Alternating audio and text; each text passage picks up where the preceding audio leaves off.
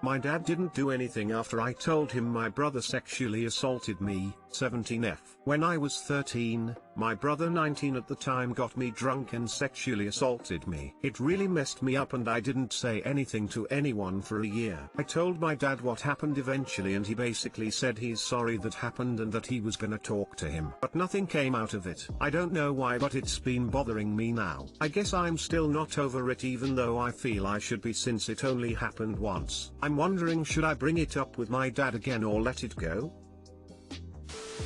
Call a rape crisis hotline ASAP.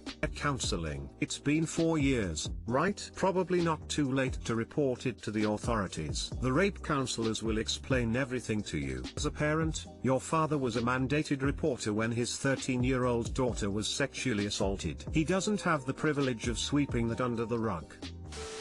I'd say it's bothering you because it's a traumatic experience. Trauma always comes back up during times of stress. I think the best idea is for you to go to a therapist and work on healing yourself, regardless of whether your father does anything about it.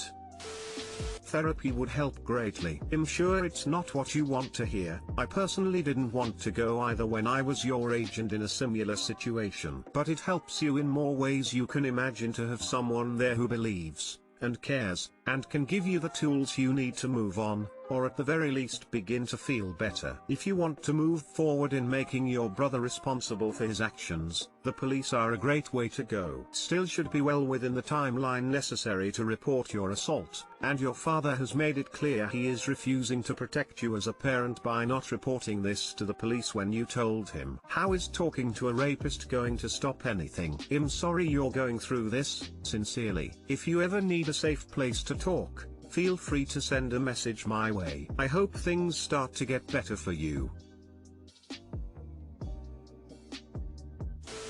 So I have personal experience with this type of situation, but to the worse extent in which mine was sexual abuse from age 8 to 13. I confided in my best friend one night when hanging out with him. He told his mother and she called my parents. We had a family meeting in which my father didn't believe a thing I said even when my brother admitted it. This led to him moving in with my father and me staying with my mom, stepdad and other siblings. I would definitely reach out for help because I never did and my parents never did anything about it, and I have really bad mental health issues because it makes you feel like you are not worth it / depression. I was sexually assaulted when I was 13 as well. Not by a family member, but a trusted adult. Thought I could handle it on my own and deal.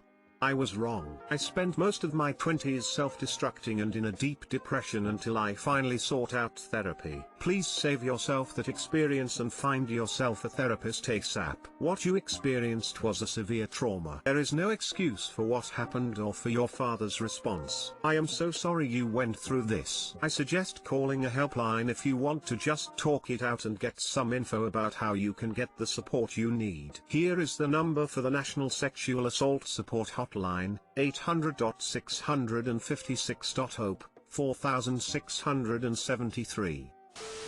My 25 meters, girlfriend, 25F, said an ex's, 26 meters, name while I was going down on her, and now I'm feeling bad. I made an update. I feel weird about posting this here, but I feel uncomfortable sharing my current situation with anyone in my personal life. So I 25 meters have been with this girl Anna 25F for almost 2 years. We met at school. I really love her as she is kind and smart, and both today I fucked up and was honestly considering asking her to marry me when we graduate this spring. The problem is that about a week ago we were doing sex stuff and she was a little tipsy and she moaned the name of someone else. If it had just been a random name it wouldn't have bothered me, but she said the name of someone she had history with. Basically, before she met me, she was sleeping with this guy. She found out that he was sleeping with girls besides her and she stopped sleeping with him, but they remained friends. I have asked her about him before and she brushed it off and basically just said that they had fun but it was over. They still hang out a far bit, they are neighbors, so they see each other a lot. They also text and Snapchat. She has never been secretive with her phone and I trust that she would never cheat on me. That is not the issue here. Part of my problem is I am unused to feeling jealous.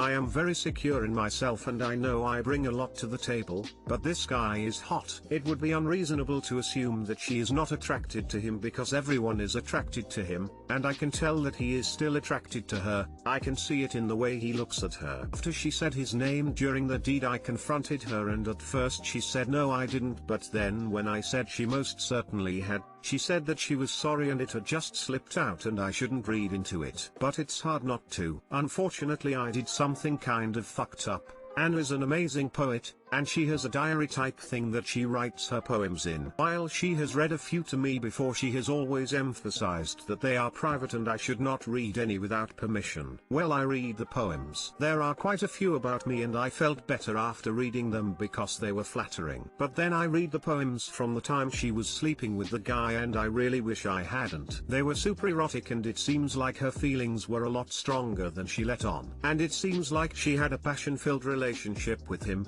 while the poems about me are more about feeling safe and warm and comfortable, and it almost reads like she was settling. And the sex stuff is kinkier than the things we have done. Also, I realized that she said love 4 times in her poems about him, but not once in the poems about me. To make matters worse, there is also a recent poem about him. It's called Watching.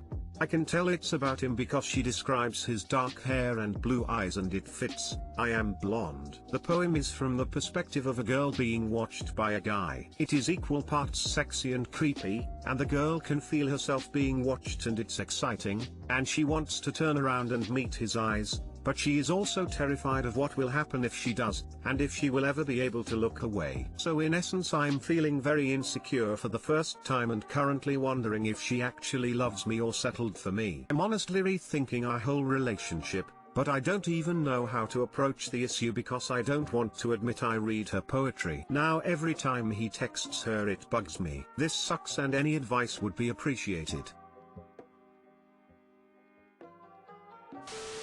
Alright, this is gonna be hard to hear, but I think this isn't a case of you being insecure without any reason. People don't suddenly say their ex's name in bed. If it was a new relationship, it's understandable, but it isn't. You have been dating for 2 years. So either she did cheat on you, or she is in love with the other guy. Her poems are an indication of that. I think you sincerely believe that you are the one that's fucked up here. But it isn't true at all. Going through her private stuff was wrong, but it is understandable. Confront her, talk to her about it, admit that you read her poems and you need to ask her about it.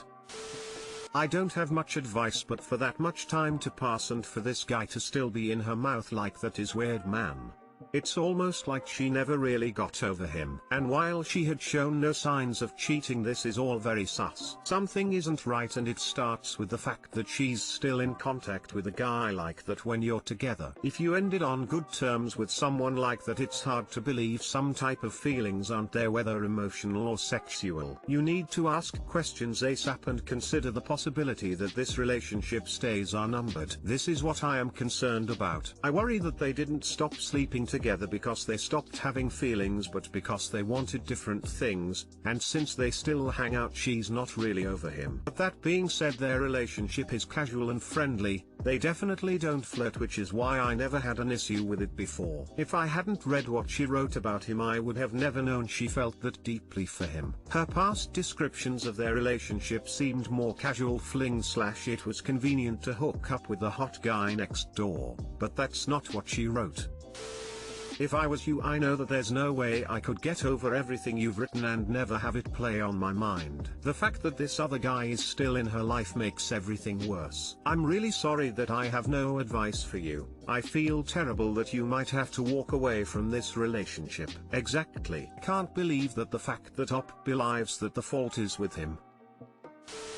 I know it will sound cliche, but I'm gonna echo the advice that you break it off with her. It's been 2 years, and she still has a fire of desire burning inside her for this guy, and from her writings, that burns hotter than any feeling she has, or will have, for you. She's stringing you along. What's more, she's still in close contact with him. So she's actively choosing to not allow her feelings for him to fade and focus on the relationship with you. She's choosing to split her attention between you and him by staying in close contact with someone she has such strong feelings for. She sees you as her safety net while she's pining every day for this other guy. She's admitting to herself how much more intense her feelings for him are than her feelings for you. I know a lot of people may tell you to have a conversation with her on how to move forward, but I am not gonna say that. Honestly, she's had 2 years to give herself the opportunity to actually move on from this guy, let the feelings fade, and focus on you. She hasn't done that. She's done the opposite, and is currently choosing to entertain these wildly burning desires for this other guy while in a relationship with you. At this point, how could you ever trust that she will ever willingly focus her energy on you? Truth is that you can't, given the information you have now. So do what you want with that information. I could never stay with someone like that and couldn't in good conscience advise anyone else to do so either, or attempt. It is absolutely possible to find someone whose feelings are as strong for you as hers are for this other guy. At this point, you're wasting time on her that you could be spending finding a woman who feels that strongly about you.